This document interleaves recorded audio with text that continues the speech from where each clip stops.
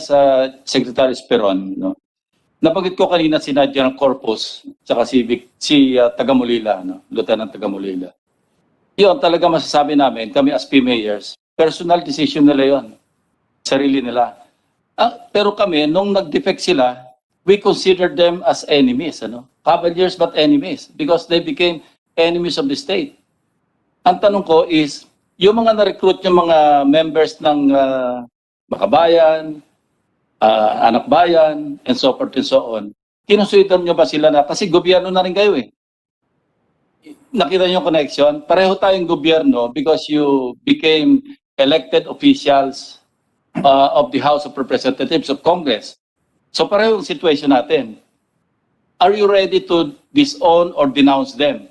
Having joined the NPA na lumalaban sa gobyerno, armed struggle ito hindi ito yung laban sa kalye na nakipaglaban-laban sa mga issues. Ito, bakbakan ito, pumapatay ng mga sundalo, nag-extort ng pera sa mga may mga negosyo, sa mga kanayunan. Pareho tayo, we're on the same boat practically. But what I'm trying to say is, kami, immediately when they defected, we considered them as enemies because they became enemies of the state. Now I'd like to ask you point blank. Are you in the same, do you share the same sentiment regarding your members or former members who, sabi nga nila, sumampa do sa NPA para makipaglaban na gamit na armas? Please. Mr. Chair, definitely we do not consider them as enemies. Do not consider them as enemies. They are patay sila ng mga taong gobyerno, ng mga mayors, they are engaged in rebellion, Mr. Chair.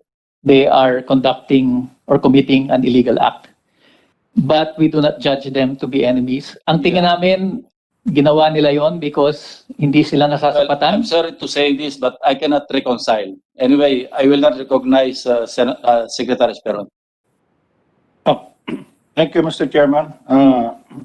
Patungkol po naman doon sa PMA na may na-recruit doon o nag-defect, hindi naman mangyayari yun kung hindi nasusugan ng pagre-recruita.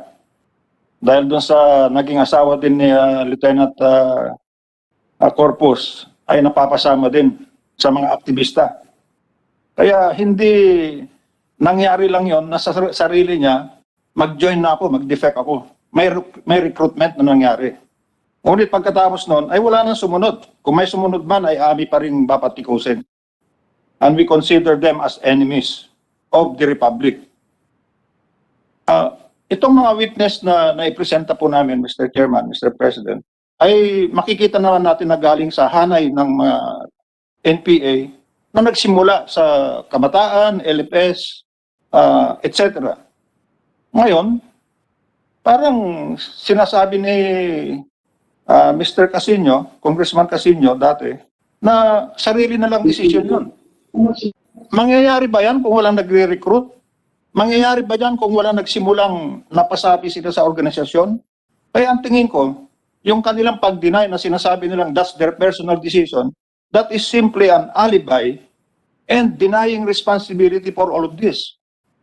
Why are you so insistent on radicalizing the youth, and then when you see that they could be recruited, you recruit them? At ngayon, doon sa mga rally-rally ninyo, ipagmamalaki pa na yung alumnus ninyo ay naging NPA. Saan ang responsibility nyo? Part kayo ng gobyerno. O Exactly what nandyan lang kayo dahil kasi nagmamasquerade kayo na part ng Secretary gobyerno. John, exactly what I was saying kanina.